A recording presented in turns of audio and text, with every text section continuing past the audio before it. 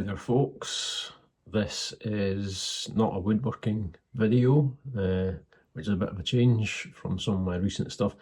Wanted to talk a bit about one of the hot topics of the day in the technology and creative communities, this AI stuff, or rather generative models and large language models and machine learning and so on.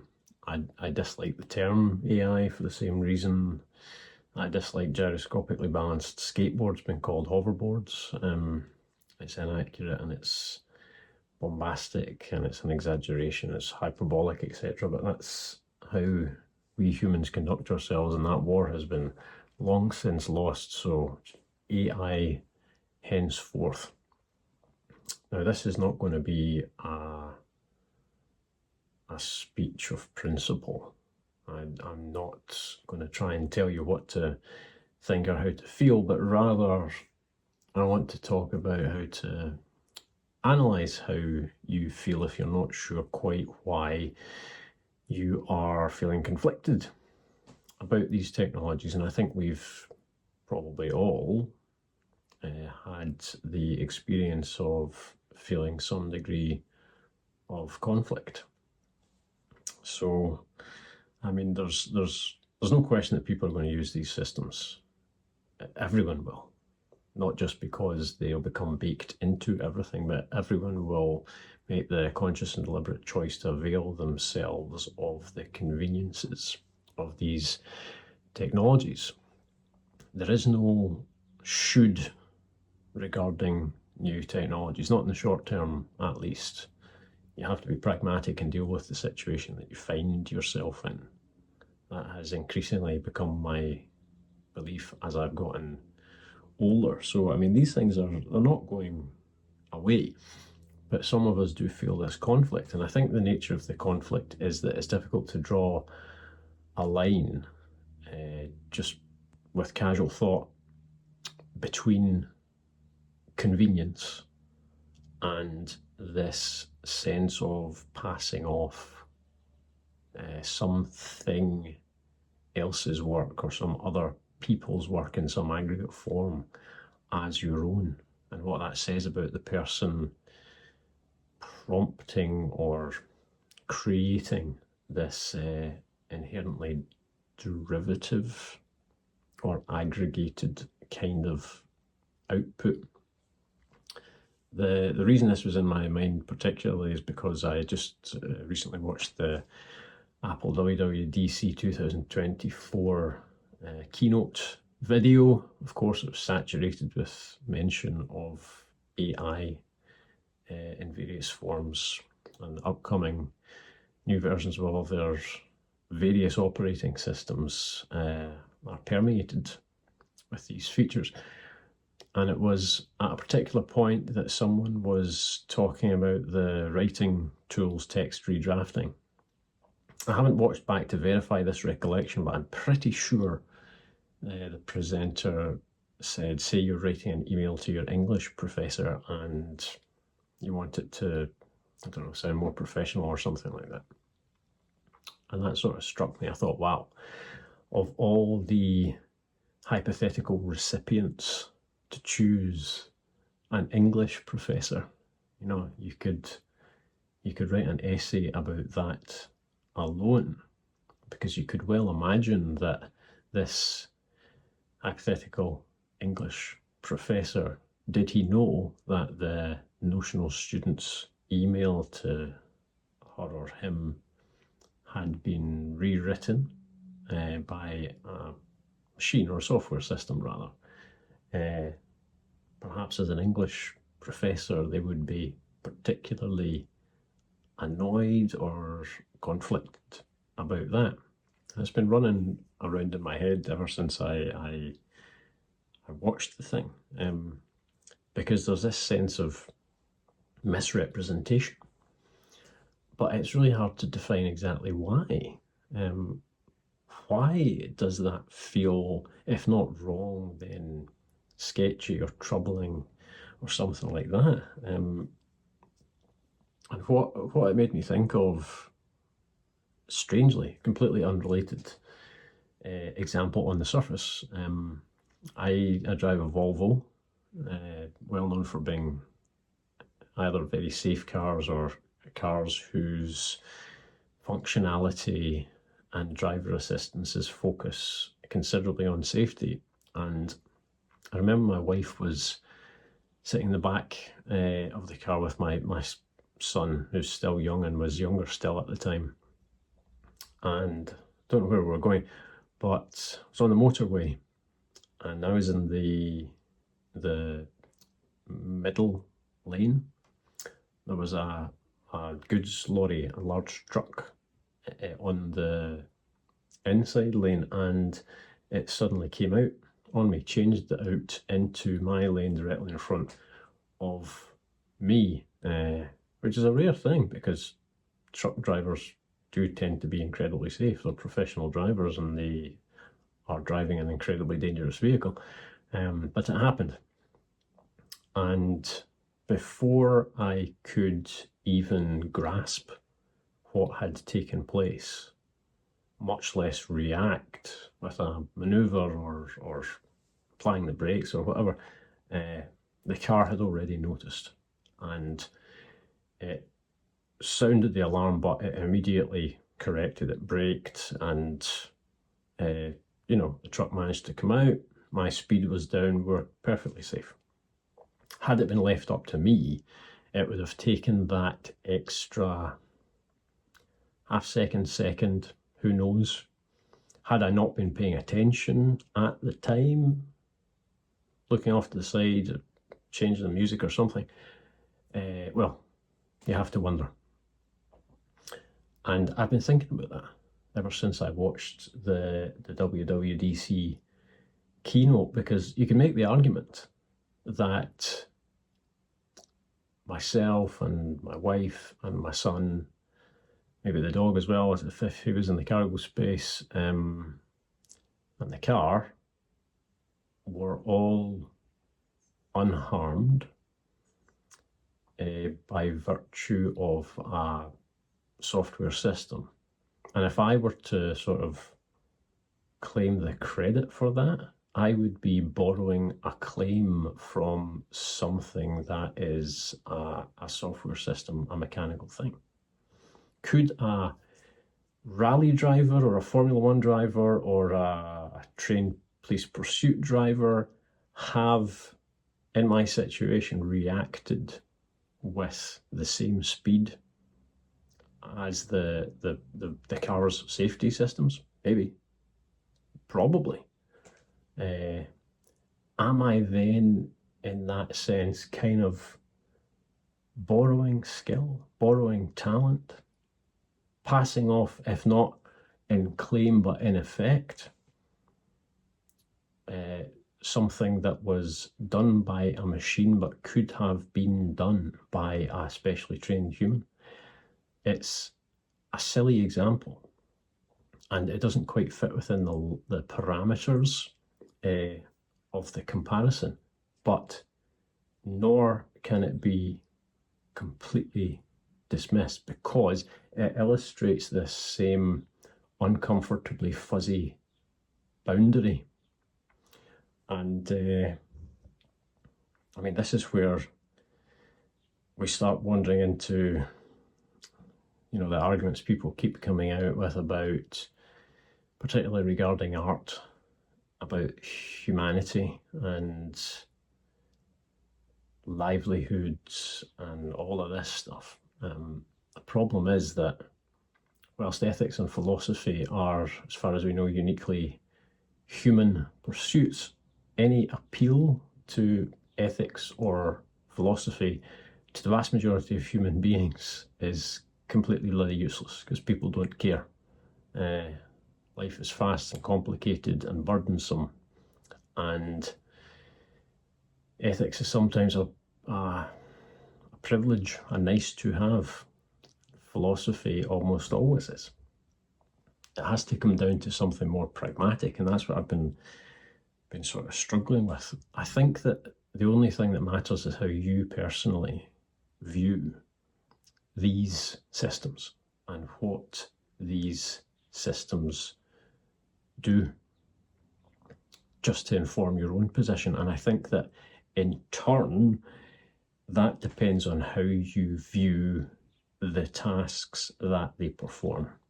I think that is the crux of it, and I think that is the origin of the disconnect between, say, writers and, or I guess proofreaders and editors, versus these text redrafting tools, and graphic artists versus these generative image tools, and so on. I think the core of the disconnect, the mutual disbelief, comes from differing views of process and product. I mean, for me, I'm a writer, but I know that a lot of people are terrified of writing. They don't understand it. They don't even know the correct there, and there.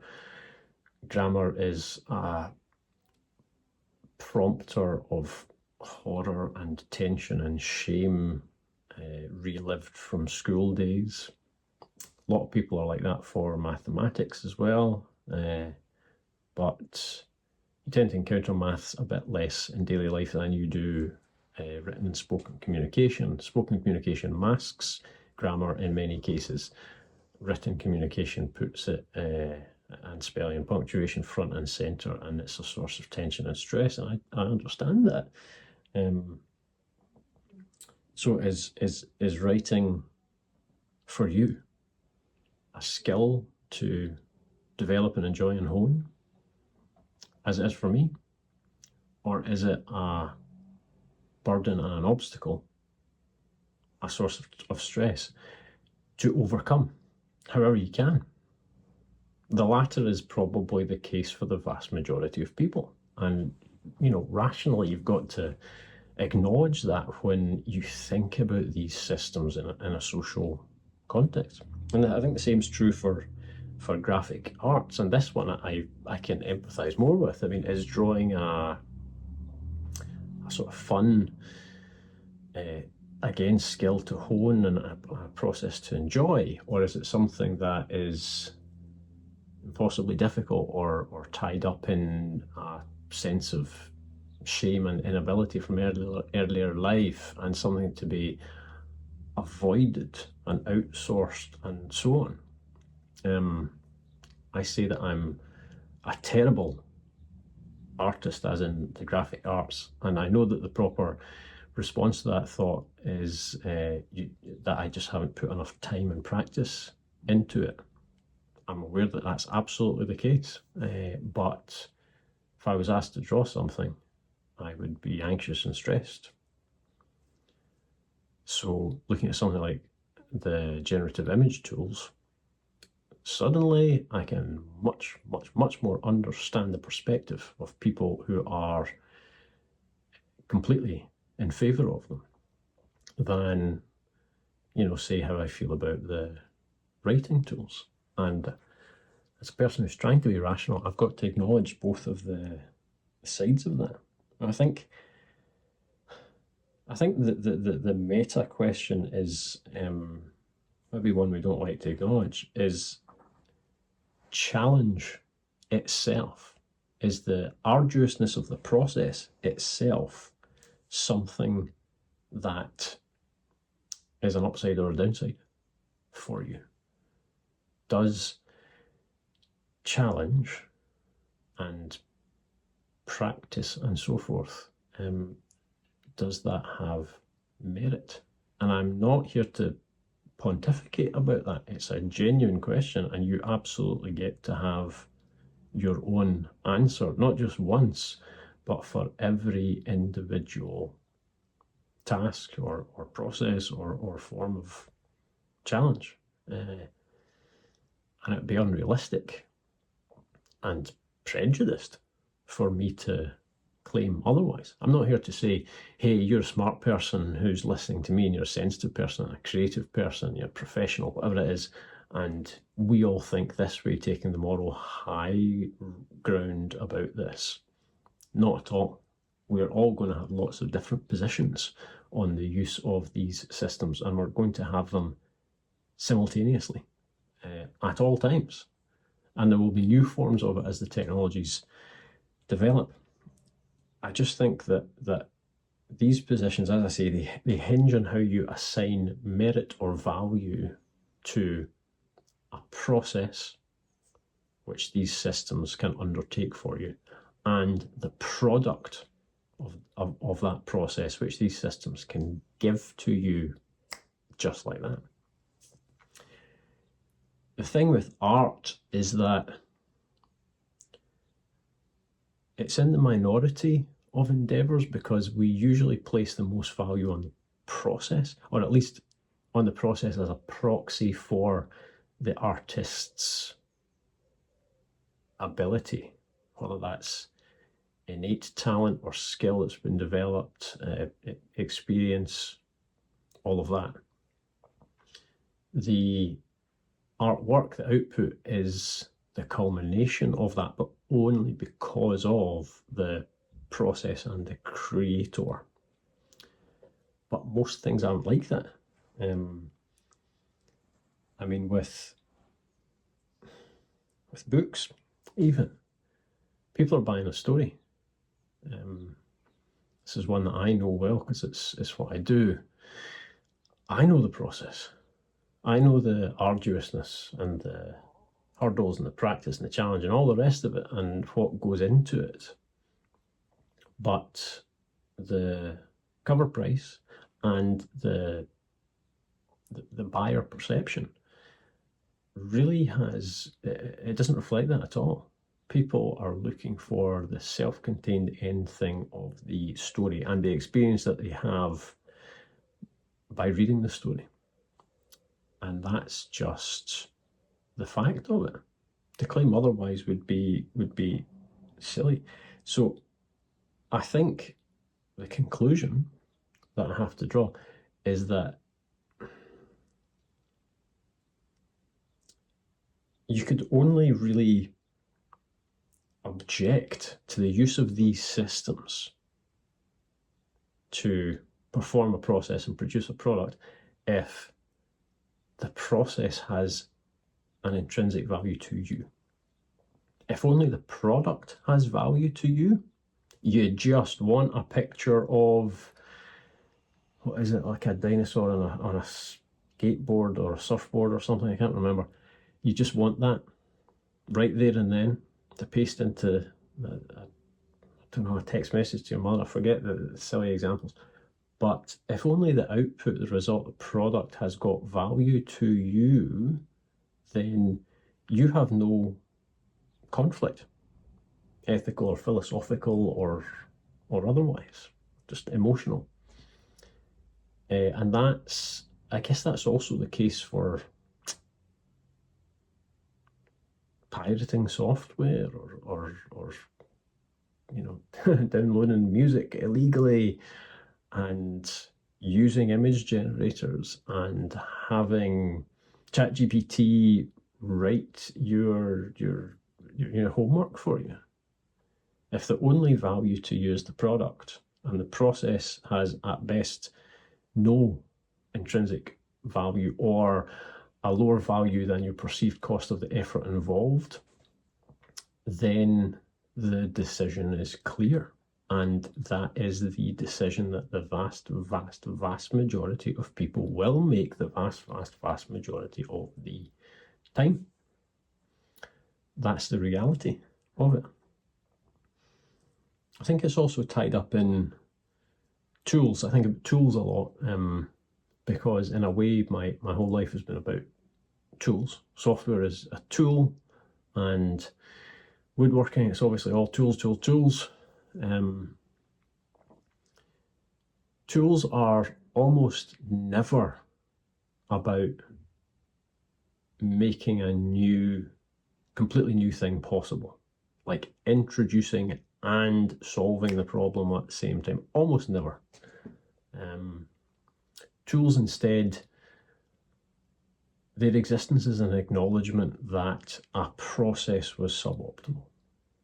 It was too hard, it took too long, it was too expensive or imprecise or tiring or something. A tool is an acknowledgement of a gap between the reality of something and the level of effort we are willing to put in to get the end result. Of course, the trajectory of our species is that the level of effort we're willing to put in for anything is less and less and less and less and less. And you can make a completely credible argument that that's totally fine and good. And the end result is your Star Trek utopia with boundless energy and food materializing out of thin air, everyone healthy and safe and warm, and holographic environments to play in. Great, fantastic. I hope we get it. But I mean, a tool is it's a step along that process, isn't it? It's an acknowledgement that something can be made better and that we want to make it better, not just because we can, although that's the engineer mindset and it's wonderful, but because there are pain points remaining.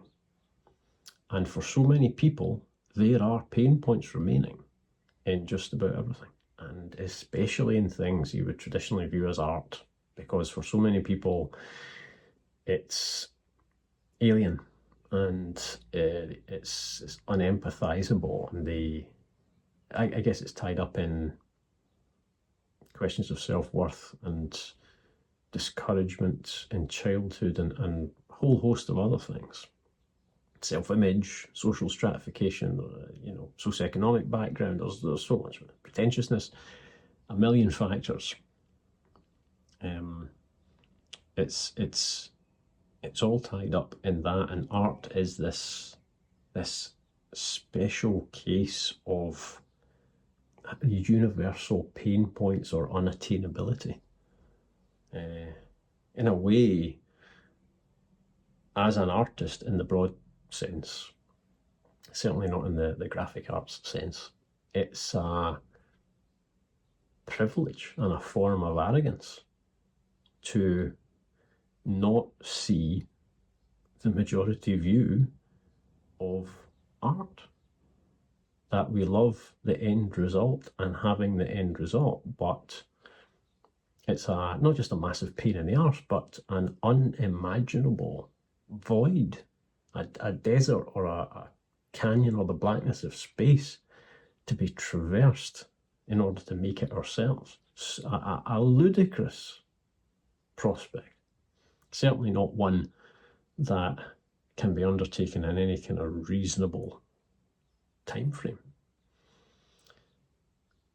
And along comes AI.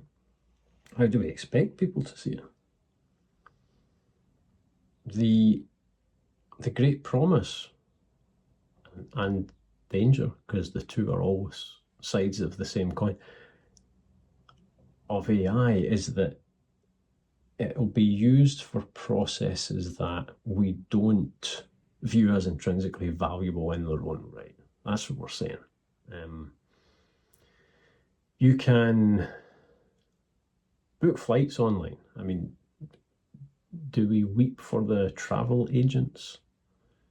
Do we weep for the skills themselves of the notional personal assistants who would coordinate our travel time for our next meeting, all that? No, because for the same reason that we don't have an artistic or ethical objection to dishwashers, because the process that it's taking away from us is not just one that we don't assign a value to, not value in the sense of avoiding effort, but like an intrinsic meritoriousness of performance.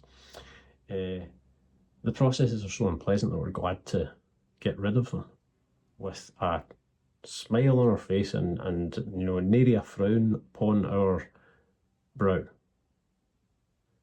No one's going to credibly claim that there's something human and artistic and a fragment of the divine in washing dishes in the sink.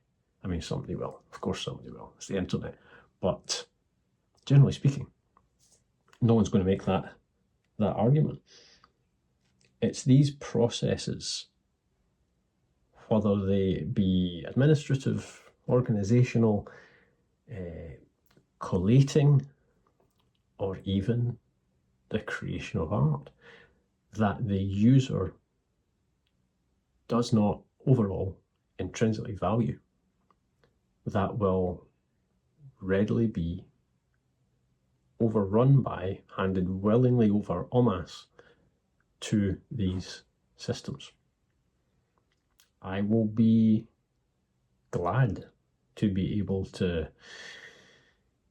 ask the voice assistant to give me all the photos of my son at birthday parties, even though I've never added any captions to them or put them into albums or classified them. I'll be delighted to do that. And all of the other little things. The uncomfortable realization is that there is no universal standard for valued processes or meritorious challenges. And if there were, unfortunately, for people like myself, artists in the broad sense, the vast majority of people would not see the creation of art or the practicing of an artistic skill in itself, as opposed to the product of it, as a worthwhile human process to retain. That is pretty much my thinking on the subject at the moment. So have a think about that, and I'd love to hear some of your thoughts, either in the comments whenever I post this or on social media directly. I'm sure the situation will continue to evolve, and perhaps we'll talk more about this in the future. Either way, I appreciate you taking the time to watch this.